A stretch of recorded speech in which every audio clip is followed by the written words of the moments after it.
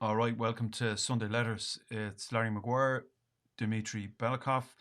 To my left here, if you're watching on YouTube or other platform. Welcome to Sunday Letters podcast.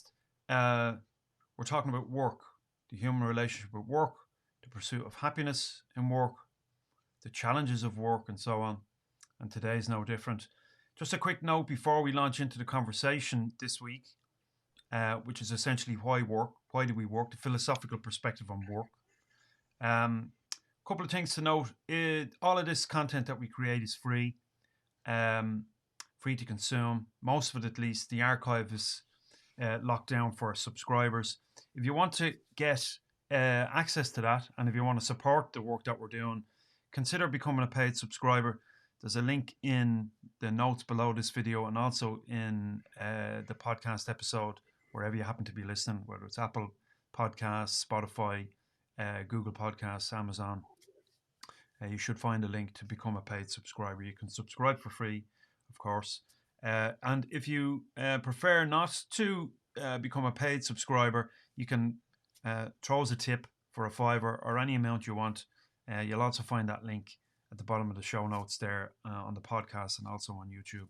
So we greatly appreciate your support, because all of this work, when we produce this content here, there's a load of hours that are required in the build up to it. So we enjoy doing this stuff. We enjoy talking about this stuff. We'd like to share this view with you. For those of you who might be disgruntled and otherwise uh, displaced from the abrasiveness of the work that we're asked to do, the workplace, and the necessity of it, and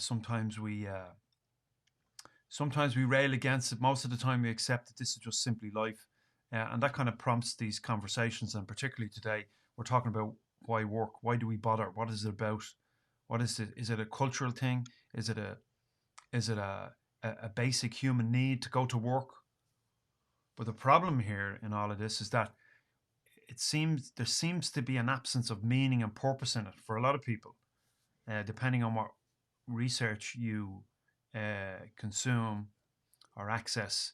It can range anywhere from between 30% of those surveyed up to 50% and even higher of people are dissatisfied with work.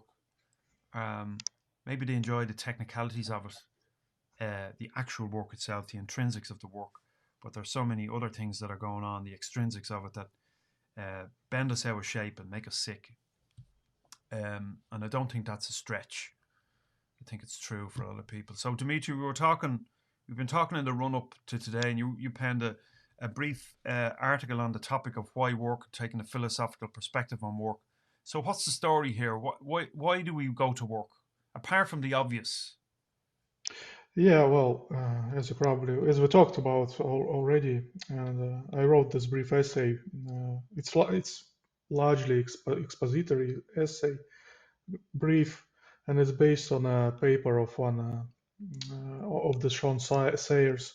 Basically, he compares two views in philosophy.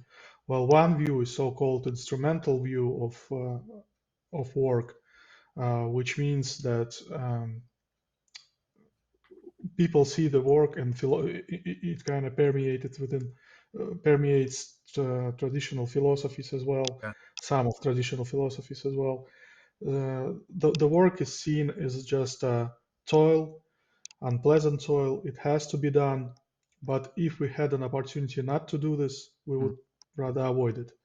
And so at the opposite side of So this argument, instrumental, in other words, it's done for its objective purpose, yeah, other than just as anything a else. means to an end. Yeah, Means to just an end. All right. And means to an end. Yeah, and to that's what end basically are it. we talking about? It's just to make money to live. Well, yeah, you can translate it in contemporary world to just to meet your basic needs. Yeah. Yeah, to to get paid basically. Mm. That's what it means. So, and yes, apart from that, there is no reason for doing this. This is not in our human nature. In fact, I suppose even John Locke says that it's against even our nature. So, given the time and opportunity, we'll just avoid doing that, Mm. avoid this useless toil. And so, what do we if we don't do it? Then what do we do? Or we just lie about the place and become the bourgeoisie? Then is that the story? Or Yes, but you see, for them, and probably it's for their opponent, which we'll talk next, which we'll talk about next. They consider the power that is fully human. Uh, this power can um, consist in our uh, ability to reason.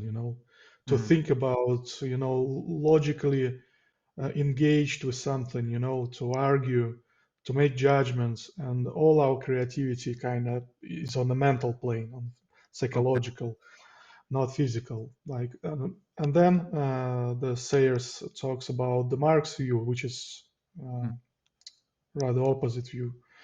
And Marx suggests that no, that the work is our human nature, it's in our blood, so we can't just do nothing. We have to produce something, create something, even physical. It's not just in our imagination, but also relates to physical realm, so to speak. mm, And yeah, and for him, what is weird that he doesn't deny, in a sense, that contemporary work is seen through this lens of instrumental view. That many people consider this work to be just absurd, just a toil, just a burden for them. But it's not something that inherent in work per se. It's just something that contemporary socio-economic environment made up, yeah, and uh, and he uses this term, what he calls alienation. So in sense, we alienated from our work. So and that creates that feeling mm. that we feel that the job is basically burden for us. So there's a So distinction here between, let's say, the work that uh, any person would do in a large corporation in an office somewhere, versus an artist or an artisan creating something like, I don't know, running a bakery and doing that every day and baking bread for the local community, and they all come and they buy bread. That's distinct. That type of work is distinct from the soulless, vacuous work that most people do going to work for an organization. I take it then. yeah, exactly. I mean, probably the example with bakery is the most salient because of course, in the Marx worldview, as far as I know, I'm not a expert in Marx, of course, but as far as I know, um, in his this idea of alienation lies, of course, the view on division of labor. He is Mm, against it in a sense, and so if, as you mentioned, the bakery. So here you can see how alienation manifests itself. Well, rather, doesn't manifest itself, because in a bakery you are responsible for your process. You mm, kind of express your creativity in the process. You're responsible from point A to point B mm, for all um, modification of the product, in a mm. sense. What you do with that, You've got your hands in it as well. Yeah, you It's like there's a just connection between the human being, a physical connection between them and what's yeah. going on in their mind and their psychic Yeah, experience. exactly. Yes, yes. And so, of course, the when you engage in this process, you know what you need to do. You kind of imagine how your end product gonna look like, and you kind of have this connection with this product in a sense. Mm, So, and if you look at the factories, for example, where the labor is specialized narrowly, you don't have it actually. All the processes are commanded by people, so yeah. you don't have a say in it. So you just set what to do, Mm, and also you probably don't have any idea what the end product is mm, in the end, so you kind of alienated from this process. You just yeah. stand there and doing your part, Yeah. which doesn't have any meaning to you Mm. at all. And And so, so someone else decides what ingredients go into the bread. They decide yeah, what the yeah, bread looks yeah, like. Decide yeah, how. And in fact, there's a machine, but there's a machine does all the work, and you're just standing there, pressing a button, right? In yeah, a modern exactly. way. So basically it's not of you doing, crudely speaking. So Mm, you're just there as a part of the said machine, mm, you know. And yeah, and but Mark said that we want this, satisfying, fulfilling um, uh, feeling to participate in the process from the beginning to the end, to be the origin of this creation, from the beginning to the end, Yeah. and not just a part of it, somewhere in between. And so we have this creative forces that even if we stay without work, if these forces will still uh, g- will try to push you to express Yeah. So themselves they from need the inside. expression, So or we need to. yeah, they need expression. So it's in our nature uh, to throw it there in the environment, in a sense, Yeah. to manipulate the environment, to transform it in some sense. And yeah, so in a nutshell, this is his opposition to that instrumental view that I was talking about previously.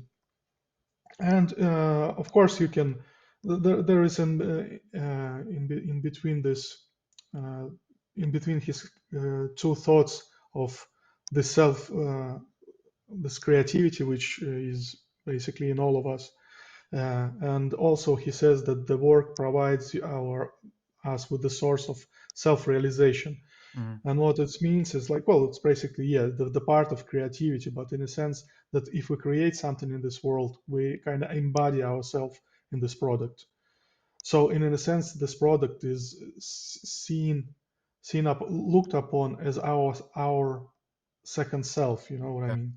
So, An so, so, expression so of who we are. And I suppose yeah, yeah, there's expressing who we are. no greater illustration of that than maybe to see what a musician or a songwriter or a poet Yeah, or an artist yeah, or yeah. someone who's maybe booking the mainstream, uh, booking the mainstream, so to speak, in terms of work. They're doing their own thing.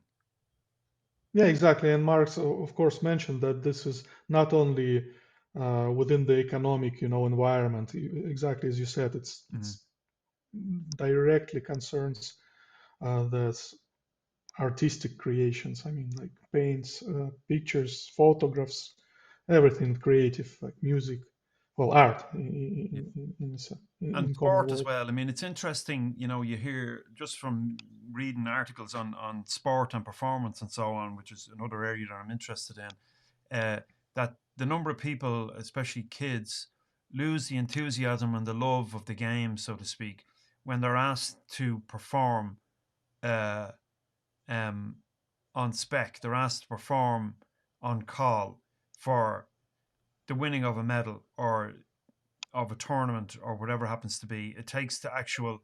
It's kind of the cart before the horse. So there's almost an ulterior motive to actually doing the work or the sport or whatever happens to be than maybe what gave birth to it in the first place, which was a personal interest and a curiosity. And it's that kind of intrinsic motivation to engage in something that matters most. That in fact is the cause of the making something that's subsequently valuable to other people. Um, and maybe it's the Yes, case that when the production of the bread or the music or the sport or whatever happens to be, when that's done because a corporation wants to monetize it and make money from it, well then you're basically ruining, destroying the process. The whole creative process is compromised. yeah. It seems like this. Yeah. Also, it's interesting. I didn't mention it in my essay. It was kind of not directly relevant, but it's interesting how Marx sees this interaction between us and nature. And in a sense, he said like this work, the work itself, it kind of estrange us from the nature, makes us a separate entity, and at the same time it unites us, with the nature. And Mm, it's kind of dual process.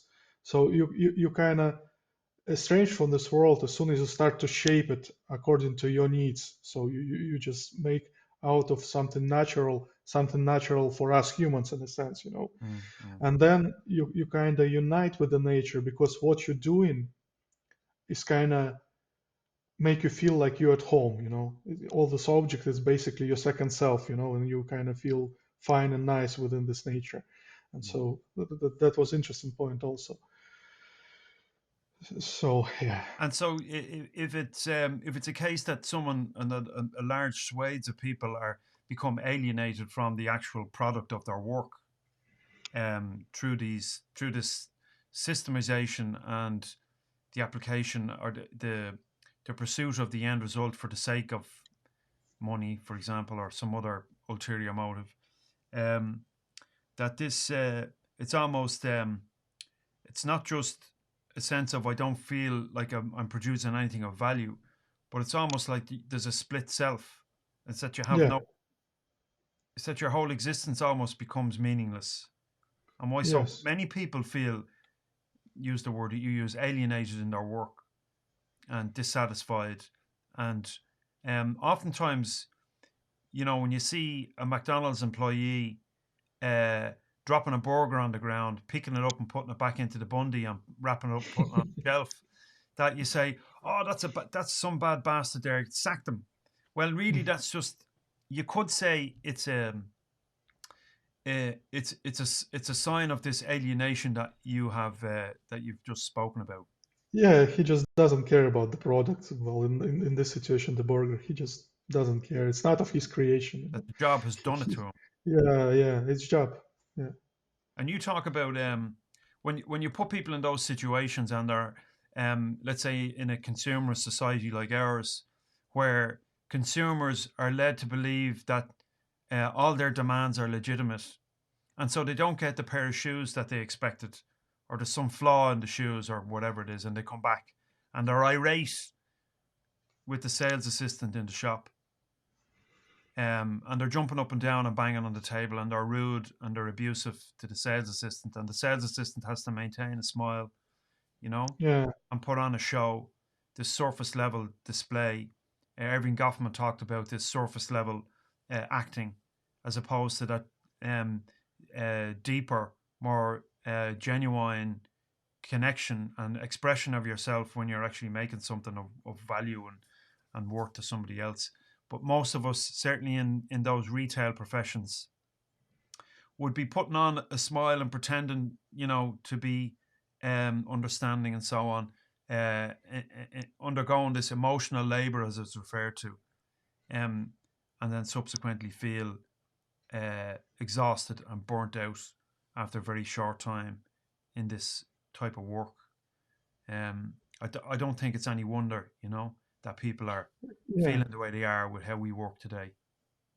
And sometimes I remember I behave myself probably in the same manner. When you, for example, have a huge line. You go through the checkout in the grocery store, and you're trying to blame the cashier, basically the worker, Yeah, for doing it slow. But then you realize, like, if you take a minute, that in what condition does she or he work, yeah, and you can understand, and you become more, calm, more understanding, to her situation or to his situation, whatever. Because yeah, they basically work for a minimum wage in most cases, mm, and they would happily, avoid this type of job, mm.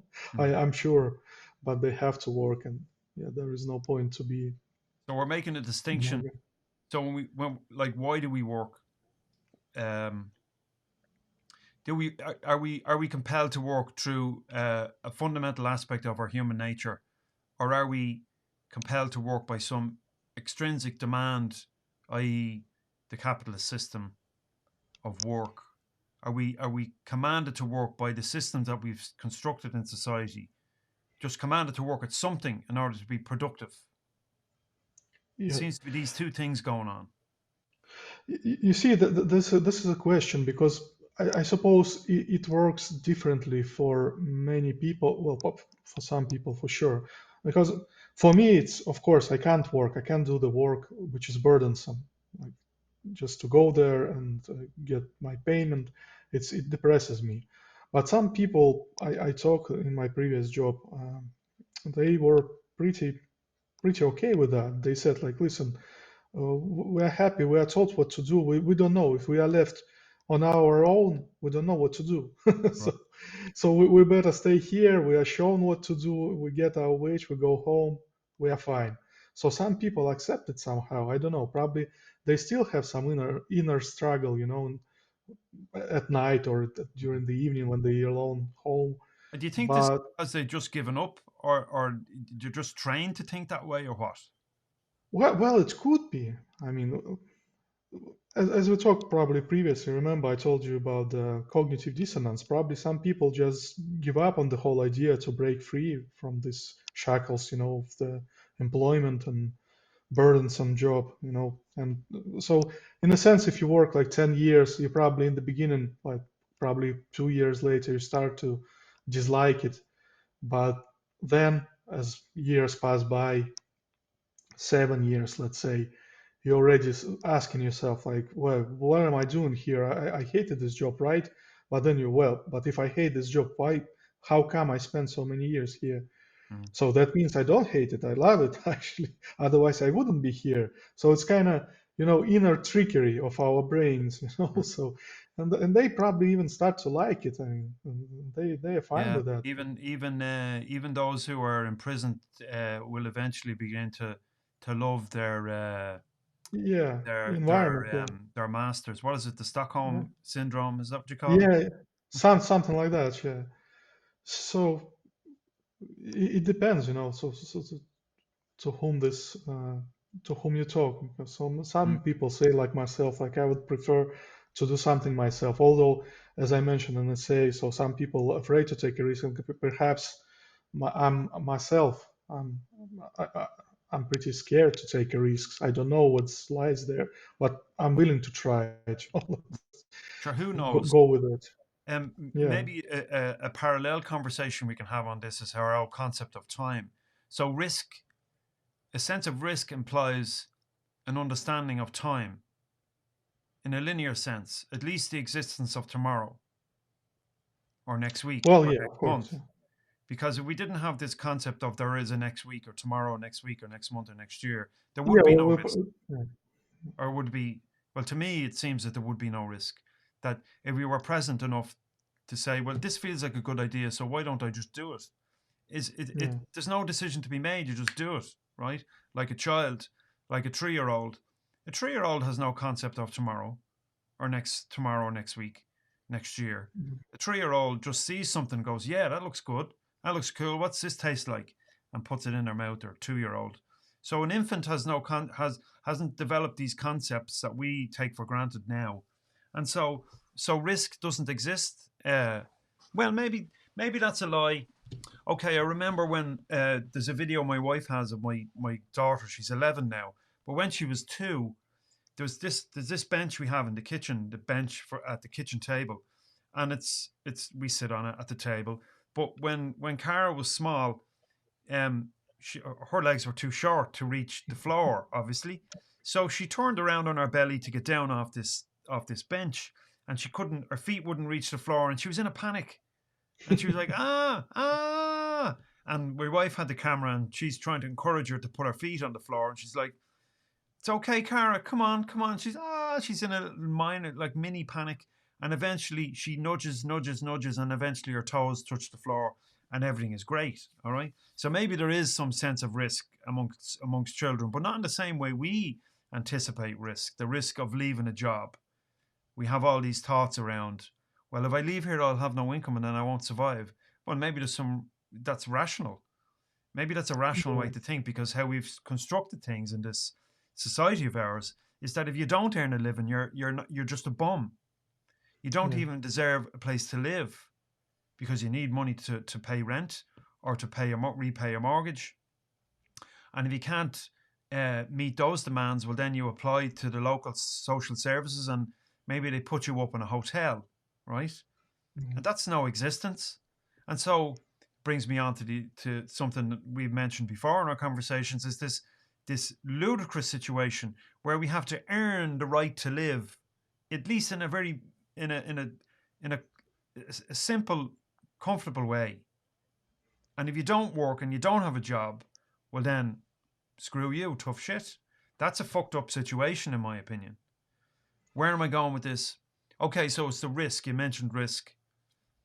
Do I risk it and go out on my own, or do I risk it and try something new? Well, I contend, and I wrote about this on Tuesday, that we're conditioned to think this way, conditioned through the family, what we learn from our own upbringing, and also from our broader connections in our local communities and through the media and through school, is that in order to do well, it's not only do well, it's actually survive.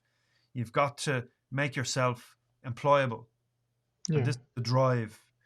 We're not educated to become self employed, we're educated to become employed.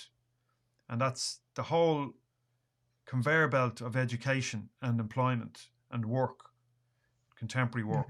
You must be employable or else forget it. So, Larry, Dimitri, if you want to make enough to pay your bills and look after your family and so on, well, you've got to get a job. I tried it as well. Yeah. I've tried to work for other people. It's impossible. I just don't fit in. I am unemployable, and that's the truth. Now I'm Yeah. employable to the extent where I can work with other people, and I often do on projects, and I enjoy that because I'm my own man. I'm a free agent, and I can design those projects however I feel is appropriate. And then I'll meet the criteria. We'll agree. I'm doing a job for you. I'm delivering a program for you, or something like that. And you say, well, I need it for 20 people. We need it over 6 weeks, and we need it to hit on these points here. And I go, no problem, and I go off and design it and say, here you are. Let's give this a bash, and then we go for it. So it's a collaborative approach rather than it's flat. Yeah. So I get to be creative. I get to within certain boundaries. There's structures. We all need structure. Without structure, we disappear. We would be obliterated, and we wouldn't even be atoms in the universe because everything needs a structure. So structure is fundamental to our whole existence. All right, so there's a bit of structure there. Decide how to do it, put it together, but it's collaborative and it's flat. There's not in, but in the workplace, the one that Marx would rail against, that workplace is hierarchical and dictatorial. You come in, Dimitri, and you do as I want you to do. Now, you do as you're told. You take your breaks when I tell you take your breaks. You're only entitled to a couple of holidays a year, right? 4 weeks a year. So I dictate terms to you. And I might dress that up and I might say, now here's what your entitlements are, and you'll have all this and you'll have all that and you'll have all the other. And that'd be great. And we dress it all up and we use nice language, but really it's about you coming in and complying with the rules of how we work because we Yeah. say so, because we're the boss. Yeah. And so, I would probably add to that and that basically all you need to do, just to adhere to ideology and do what they said, and you will get the promotion rather yeah, quickly. You even if don't you're need to. even if Yeah. you're shit at your job, you'll get a promotion. Yeah, exactly. Yeah, you don't have to have any special talents Yeah, or once you're whatever. compliant. Yeah, once you go by the book, by the rule book, you're fine. Yeah, I couldn't do that. That's why I wasn't promoted. yeah. Here's your brother. Um, something you were talking about earlier on, and you wrote about in your essay. You touched on it was Hegel's dialectics and how the nature of reality and human relations and existence is about this dialectical relationship, this master-slave kind of setup. Um, uh, that's applicable to the work. It's a great example of how that operates in the workplace, isn't it?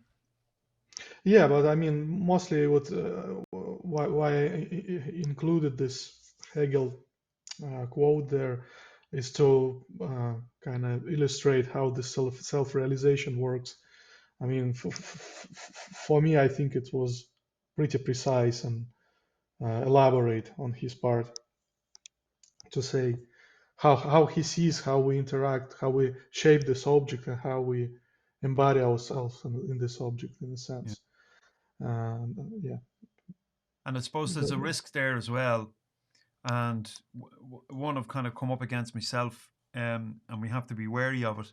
If we do decide to buck the trend and work for ourselves and do our own thing, is that we don't become too, um, don't become too much invested in the thing that we make, because, well, first of all, the obvious thing is it's not us. It might be a reflection of us in a particular time we were alive or whatever. Um, but when you read artists and writers write about their processes, some of the more successful ones, they'll write about how Mick Jagger with the Rolling Stones as an example. So I'm not concerned about what I wrote about in 1965 or 67. That's gone. That's like, so what? I'm interested in doing what I'm doing now. And people kind of go, oh, this was such a great album, blah blah blah. And he's like, well, yeah, so what? It's like, I want to play the stuff that we're making now, not what I Yeah. made 30, 40 years ago or whatever, 50 years ago. And also writers um, will talk about books that they've written and how it's their baby, but they realize that they have to let it go and get it published and then move on to the next project. And there's a little piece of them in it, but when we become too um, closely tied to the thing that we make, we can become oversensitive and even damaged by, let's say, criticism. And critics don't like the music we made or the book that we wrote, and all of a sudden we're destroyed.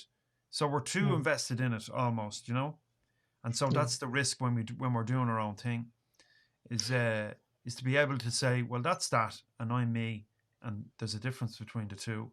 And I know the feeling of being too heavily invested in something, because when in 2010 when that business failed, um, well, I was destroyed because the business was me and I was the business, and I didn't have a separation between the two. Couldn't separate the man from the music, so to speak, right? Yeah. Yeah. And I think it's really important, because if you can't do that, you're kind of leaving yourself open to all kinds of well, criticism and anything. If it doesn't work out, it's like you're wiped out. Well, I'm not trying that again because it didn't work last time. Yeah.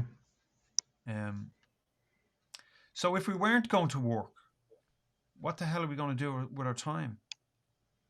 Well, look at us. What are we doing now?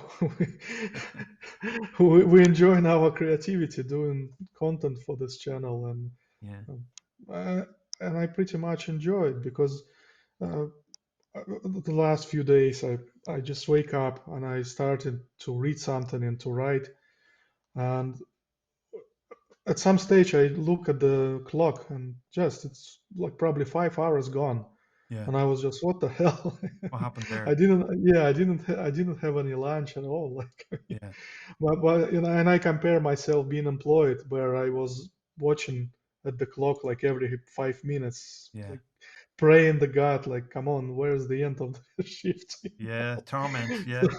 yeah, torment. So that's just brief comparison. Uh, Mm, yeah, so that's what we do. I mean, I was unemployed now for 4 months since my last job, and you kind of want to do something. You can't just sit there. You need to do something. Whether it's reading, writing, doesn't matter. You yeah. you, you have to do this. And I suppose if it can bring some profit, Mm. it will bring double pleasure, in a sense. Yeah. So I mean, the wealthiest in society seem to find plenty of things to do with their time. Yeah, Uh, exactly. No, nobody thinks about them. They basically unemployed. They have the status, I suppose. yeah. We can't say that they spend their daytime from 9 to 5. Well, just work in the narrowly specialized Mm, job. And I don't think so. I don't believe so. Probably, well, I can't say that for sure. I never been there, but it's mm. kind of my feeling, Or if we my manage to perception. master the art of manipulation Yeah. and get 1,000 or 5,000 or 20,000 people to do the work. Now, it's no, it's no simple task to build an organization, a corporation with that many Mhm. people, and it's a testament to the people who do that, that those businesses are successful. But at the same time, there's a squeezing of the people who perform that work, whose work it is allows those massive profits to be built. And so I don't understand how and why, as a society, we've made it okay for all of that surplus. And this is what Marx was talking about 100, 200 years ago, whenever he wrote Capital. When did he write it? I have a copy of it here, look. The original publication. I don't know when the original one was. Maybe you know. Um,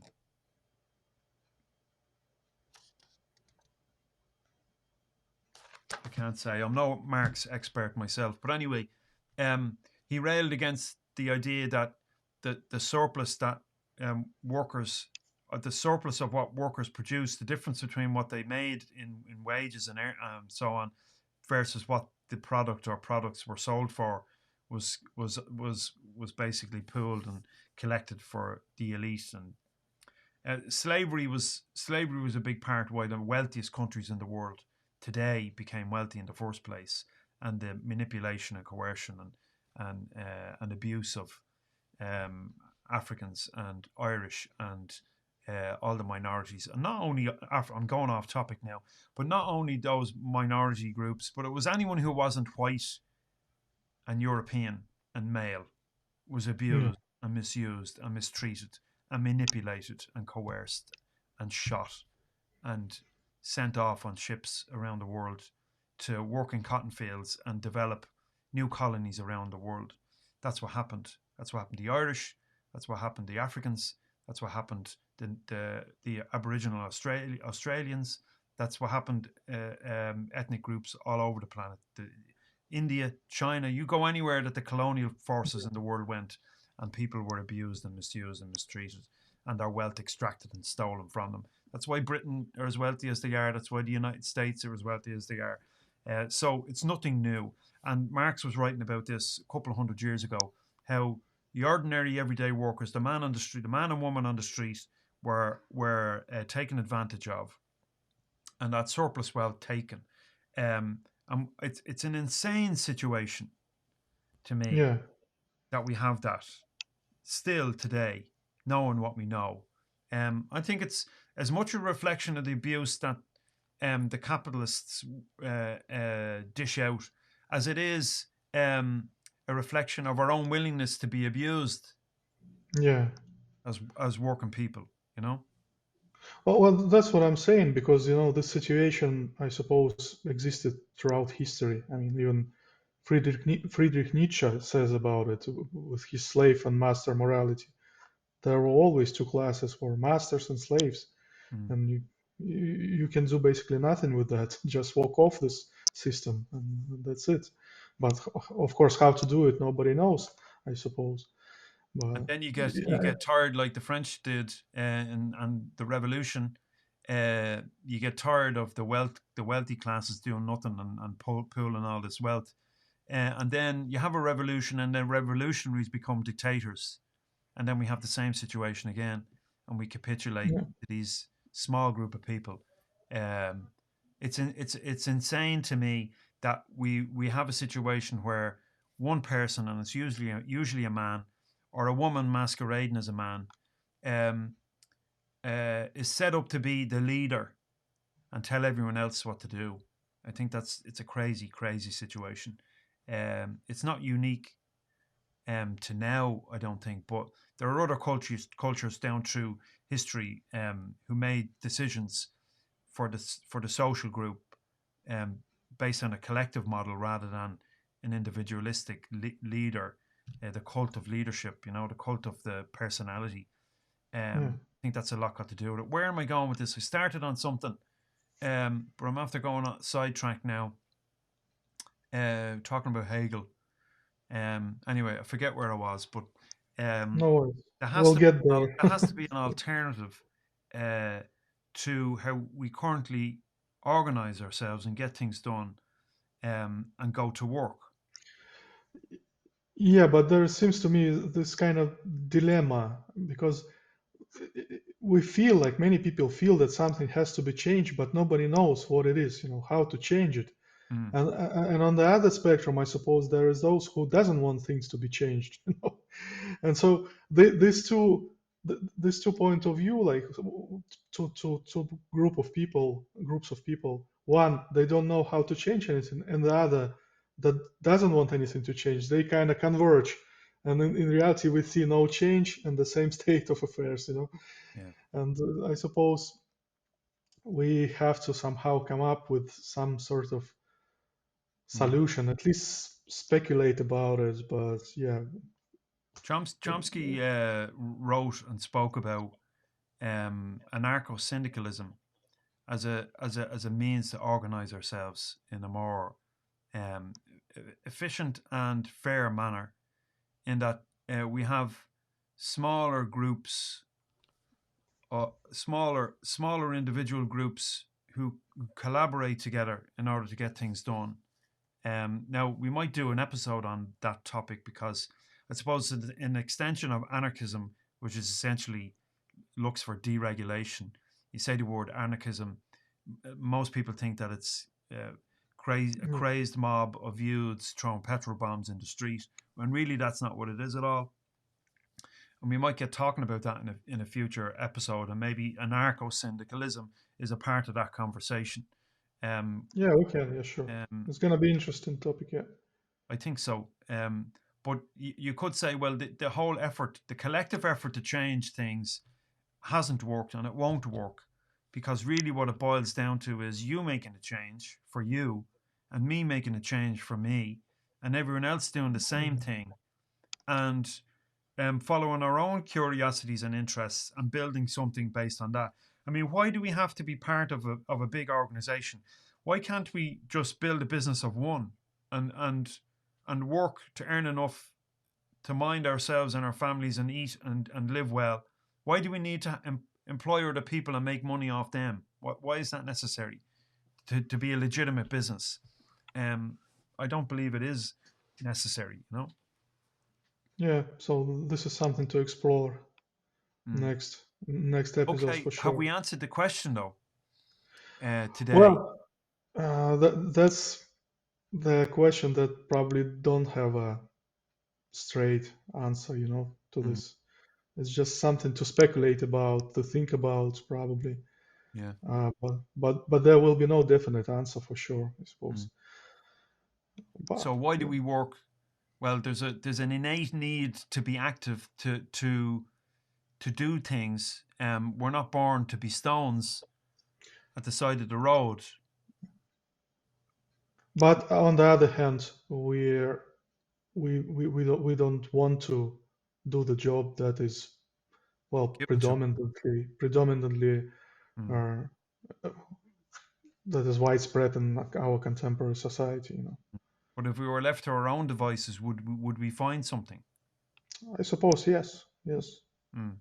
And if we weren't compromised by how we've structured society and the workplace, by all of those ideas, the primary one being I have to educate myself, I have to dress in a particular way, I have to fulfill this particular ideal, I have to be employable in order to live and exist and do well, so to speak.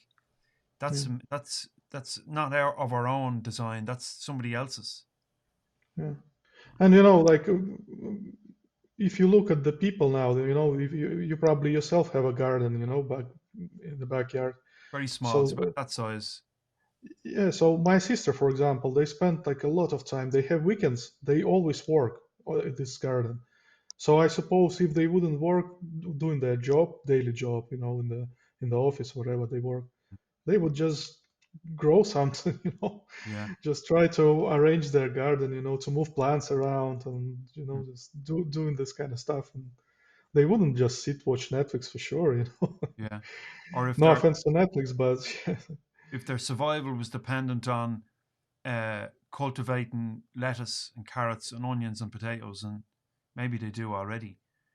But yeah, if you were growing veg in your garden and you were involved in that process and you fed yourself that way, yeah. and then you sold the surplus. I mean, that's idyllic to me. It might be naive, but it seems to me like a worthwhile pursuit to do something like that.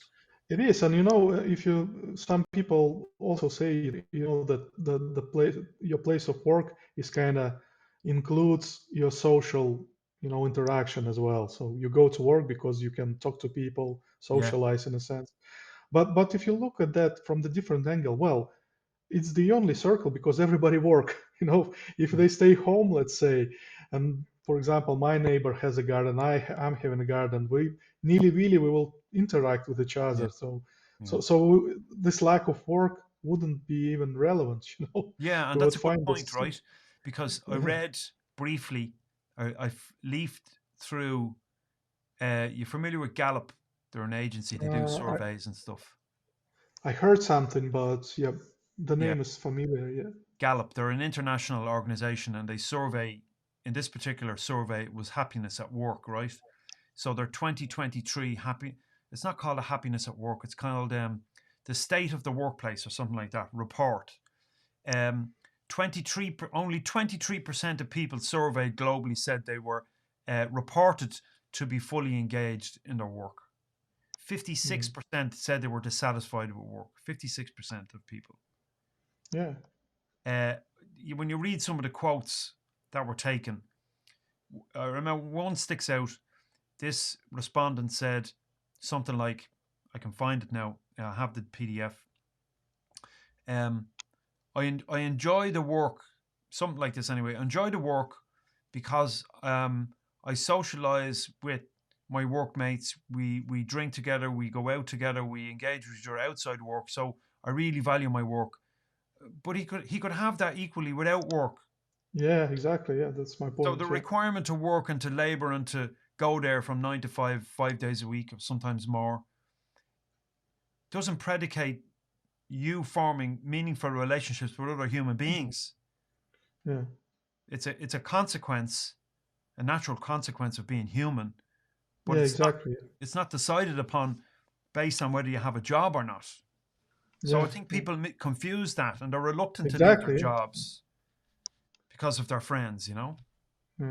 That's what basically my point is. Yeah. Mm, So it's kind of reverse thinking. I don't know, like just false argument there in a sense. So yeah. it's better to False work because you have justification, maybe. social interaction. Mm, Yeah. Yeah. So well, people will find this interaction. If nobody works, well, hey, we have time. We have everybody staying home. They mm. they would gladly interact with you. I'm sure it's not Mm. about work at all. Yeah, and others would argue that human beings are, by our nature, cooperative, not Yeah. competitive. Yeah. And Exactly. the marketplace, the workplace, um, within the capitalist system builds in competition as a necessary component. Well, it's competitive for us, but not competitive to those at the top because it just becomes one large conglomerate who Yeah. seeks to extract as much as they can from the environment, subsequently destroying it, and also from people. And if left to our own devices, as the argument goes, human beings would cooperate and look after each other, and that's what we are inclined to do, and we're inclined to seek that out. In fact, when we're not working, through volunteering, through working on, I don't know, things like software or music or whatever happens to be, for no pay, like what we're doing here. Do you see what I Mm. mean? Yeah. Yeah. Yeah. So I contend, my contention is, and maybe I'll write a paper on this at some stage, is that the workplace is a fake plastic environment that makes people sick psychologically, emotionally, physiologically. And until we cop ourselves on and realize that, and not only is it making us sick, it's making the planet sick, pollution everywhere. And all this initiative for this Green New Deal that we're talking about in the States and well globally and COP 20 or whatever it is, 29 or whatever hell they call themselves. These initiatives, the environmental initiatives to reduce the production and consumption of fossil fuels, is a nonsense. It's a marketing exercise. Do you know what I mean? Um, Yeah. and so it all feeds in. It's all, and David Graeber wrote about this as well. Is we're destroying the planet with all these jobs. We need to stop working. Mhm. You know. Well, yeah, but I think we're gonna leave this for. Yeah, actually, it's a good topic for the some of the episodes. The cooperative nature versus competitive nature, something Mm. like that. So, Going on, and I know I've one particular source that I can delve into for that one. I yeah. can't think of his name, but I followed his stuff on I followed his stuff on YouTube. So we don't have an answer. Sorry, folks, to this question. Um, but I think pretty intuitively the answer is one. Just yeah, We Mm. would like to avoid this work. We don't have to do this work in this particular state of affairs, like that we have to do it just because we need to make living. But yeah, if we are left on our own devices, we would manage to do something, We would do all right, you know. Yeah, to do something creative, interact, to produce something of value, for society. Yeah. Okay. Thanks for that discussion. Dimitri's article is out today, Thursday, the day of recording, Thursday the 18th. So give that a read. Thanks for listening or watching if you're watching this video on YouTube or some other platform. Thanks for being a part of it. Thanks for supporting us with your attention and your time. If you'd like to support us in a financial way, you can. It's a $5 a month, or there's a few deals going around Substack. You can pick it up for $4 a month or 40 a year, which is a better deal again. It works out about $3.50, $3.50 or €3.50 a month.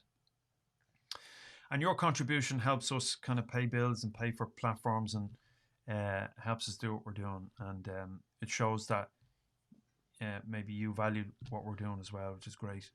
So if you don't fancy becoming a paid subscriber, you can make a one-off tip. There's a link below in the description, and that would be greatly appreciated. So sundayletters.substack.com is where you'll get this material. Thanks for listening in. Thanks, Dimitri, for Thank you, Larry, for inviting me. today. We'll be back next week with another episode available on all podcast platforms: Apple, Spotify, Google, Amazon, Pocket Casts, anywhere you get your podcasts, you'll find this show. So thanks everyone for listening in, and we'll see you next time. Thank you. All the best.